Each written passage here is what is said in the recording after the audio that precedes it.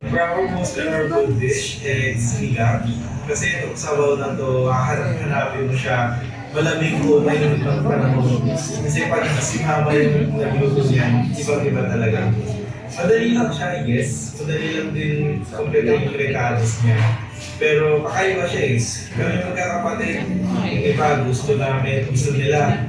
Food. Pero ako, kahit baboy lang yan, basta malapit dun sa baw, hinahanap-hanap ko talaga.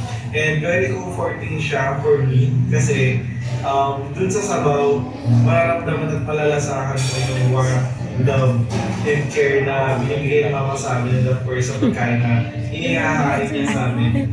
Lalo na sa aming magkakapatid.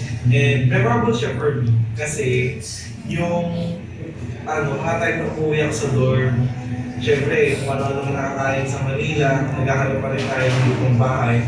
Tatanungin ako ni Mama sasabihin niya, anong gusto mong ulam bukas?